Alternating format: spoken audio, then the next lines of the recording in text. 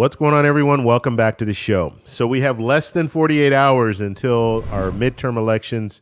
And so I'm going to show you Senator Rick Scott. He was on Meet the Press yesterday, and he's heading up the Senate races, all the Senate races. He's pretty much spearheading, trying to get people out to vote, as well as he's focused on the Republicans winning the Senate. Okay, so that's why you're seeing a lot of him.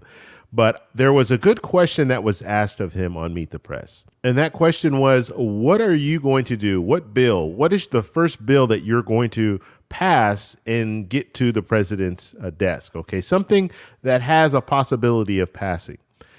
And so I thought that was interesting, because now we're starting to look at, okay, let's look at the reality here. Republicans will probably take the House. Okay, they have a very good chance of taking the House. It's pretty much a done deal, looking at the way things are playing out. And they have a good chance of taking the Senate, although I think the Senate, they're probably not going to be able to take the Senate. I think it's going to still be the 50-50. That's just my prediction. And when it comes to Georgia, there's probably going to be a runoff, because if neither candidate gets 50% or more, that means they have a runoff, and they'll do that in December. So we're probably going to be waiting for that race again to see what the numbers look like when it comes to the Senate. Okay, so for the most part, even if the Republicans take over the Senate, it's still going to be very, very narrow. So it'll be maybe 52, 51 to 48, 49, right? So in this video, we're going to take a look and listen to Rick Scott and listen to his plan on how to legislate in 2023. But first off, you guys can do me a favor. Please like the video, subscribe to the channel, hit the bell notification, and then click all. That way you'll get notified anytime we put out a video. We do daily videos over here. So by clicking all, you should be getting updated every day on a new video. Okay, so let's go ahead and take a look and a listen to Senator Scott, and he's going to be talking about his plan, what the plan is after the election. Okay, here we go. Let's assume you've got the majority. I'm going to take you at your word. You're going to get the House, you're going to get the Senate. What's the first bill a Republican Congress sends to the president's desk that you actually think he would sign? I think the issues, we've got to deal with inflation, so we've got to figure out how to spend our money wisely so we don't continue this inflation. I think we've got to do whatever we can to get this crime rate down, so I think we have to look at that. We've got to secure the border. I think we've got to get rid of the 87,000 new IRS agents. So I think we have to address the issues that people are worried about right now, and they're worried about those issues, the fentanyl. Okay, so I had to stop it, because the question was, what bill are you going to put together? He didn't talk about any bill. All he talked about were the problems, and this is kind of the talking points. They've been talking about this for months now. But if you notice, he didn't talk about a specific bill. Okay, we're going to go with this bill to fight crime, or we're going to go with this bill to fight off inflation. He didn't talk about any of that. He just pretty much said, we need to address this, we need to address that, we need to address this. But he didn't talk about what bill they were going to move forward so they can approve and send to the president so he can sign off on it. So it's just, I'm telling you, when you start listening to politicians, it really, really is frustrating, because they answer no questions. Okay, and this is on both sides, Democrats and Republicans. They don't answer the questions, and they just go back and forth about, yeah, we want to do this, we want to do that, we want to do this. Okay, well, do you have any bills that are set up in place right now that you can get out there? Because when it comes to inflation, you're going to have to start day one in January. You're going to have to start day one to fight that off, if that's what you think you can do. But we have to face the reality. Inflation is global. Okay, so it's not just the U.S. Okay, reckless spending, yes, it does hurt when it comes to inflation.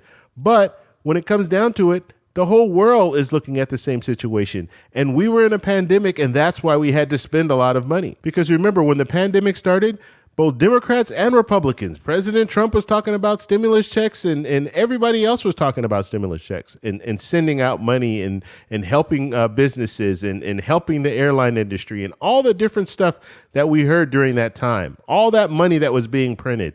That is what got us into the situation we are in today.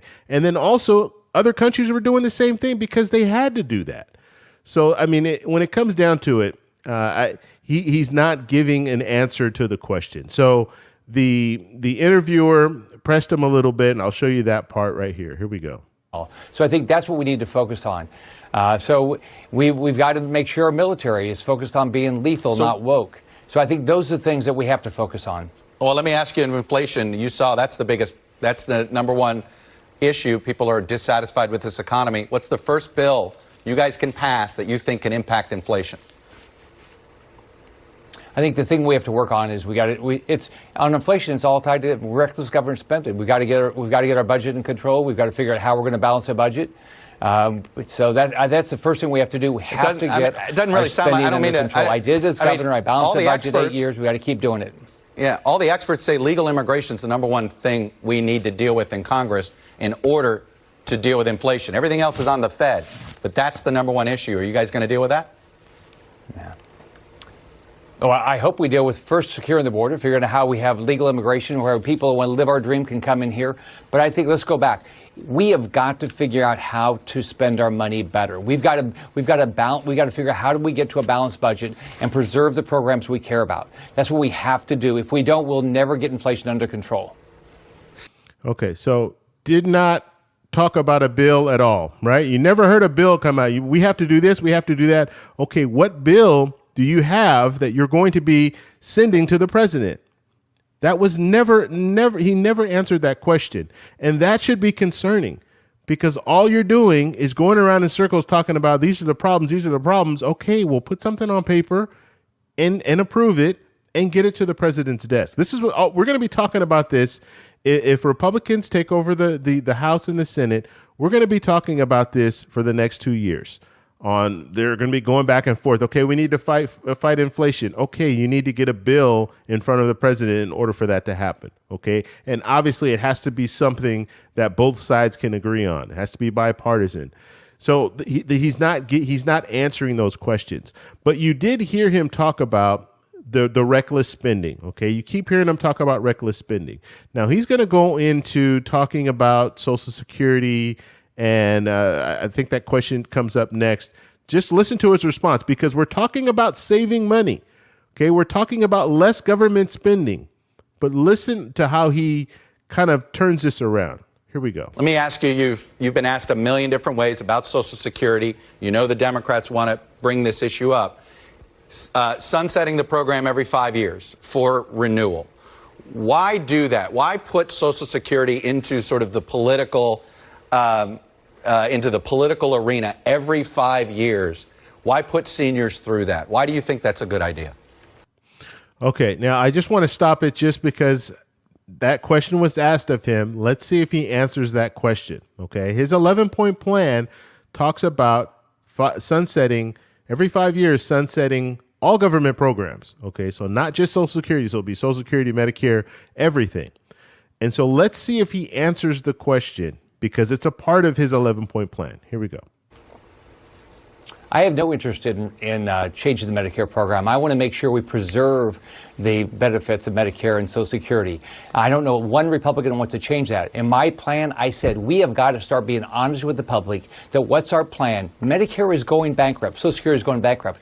Here's what the Okay, now I just have to stop. I'm sorry I have to keep stopping, but anytime I hear things that are just not correct, I have to stop and just let you guys know he's not telling you the truth when it comes to Social Security, when it comes to Medicare. Let's talk about Social Security because that's the main one that everybody's concerned with going bankrupt. When it comes to Social Security, it is not going bankrupt. Okay, the trust fund is running out of money. That is true, but the trust fund makes up about 20 to 23%. And so if we're looking at a situation 10 years down the road, because that's what he's talking about there, 10 years down the road, if Social Security, if they don't deal with the trust fund and do something, either tell people that they're going to need to work longer, so work until they're 70 instead of working until they're 67 or 66 now, or if they don't have some type of a tax increase on the rich, or mess around with the maximum amount, like the 147,000 right now is the maximum allotment. So if you make more than 147,000, the money that you make over that 147,000, you don't have to pay into the payroll tax for Social Security. And so they're going to have to make some type of an adjustment. If they don't do that, then yes, the trust fund will run out of money, but Social Security is not going bankrupt. Okay, that's just a flat out lie. Social Security will be around because we're going to have people working, paying into the payroll tax that pays for Social Security. And so as long as we have a workforce, Social Security is not going bankrupt. But the problem is If you continue to say that over and over and over again, then the public starts to believe, oh, you know what? Social Security is going bankrupt, so we need to just cut it now, or we need to do this, or we need to do that, privatize it, let me spend my money, invest my money on what I want to invest in. And that's coming from a politician that's not telling you the truth. He's not telling you the full truth. Now, sure, we don't want that 23% reduction. Nobody wants that, and that's why they need to address that. That's why they need to reform Social Security and put it in a situation where they address that trust fund. But don't say it's going bankrupt, because if you're saying it's going bankrupt, then it's not going to have any money left in it at all. And that's just not true. Democrats did. They just cut $280 billion. Every Democrat that's running right now in the Senate, okay, and those in the House, they all voted to cut $280 billion out of Medicare, which is going to cut life-saving drugs. They did this. Joe Biden you're playing a math game. The Senate, you are playing a math game there, Senator. That, he didn't pay his taxes. Senator, you're playing a math game here. You're playing a math game. They didn't cut anything on Medicare. It's cost savings having to do with the prescription drug benefit. Look, I understand that you want to call it something else, but Chuck, if you cut spending in Medicare, it's probably going to impact the ability for somebody to provide things. When you cut out $280 billion, there's a life-saving drug that your mom will not get. That's what's going to happen. All right, I will remember this. When you guys claim the Medicare cut isn't a cut. $280 billion out of Medicare reduction is going to cut life-saving drugs. That's bad for citizens. It's real simple. Okay, so we heard the last part. He's been saying this over and over again about the $280 billion that's being cut from Medicare. That is not true. When it comes down to it, it's cost savings. Okay, they're going to save, and this is over time, they're going to save $280 billion. So the federal government is spending less. And we heard him just earlier. He was talking about we need to stop the reckless spending. Well, this is part of it. $280 billion. If you can save $280 billion because you can now negotiate with the pharmaceutical companies, how is that a bad thing? So in one sense, he's saying, yes, we need to stop spending so much. And then on the other end, he's saying we need to spend more when it comes to pharmaceutical drugs, because if we don't spend more, these pharmaceutical companies are not going to provide us these different medications that are crucial and that we need. That's just not true. When it comes down to it, that's a cost savings. The American people will save money. That's less money that we have to put in when it comes to taxes, and even more benefits that can be offered through Medicare because you're spending less. And not to mention, premiums will go down. I mean, it's really sad when you hear politicians just flat out tell you things that are just not true, and they continue to say it.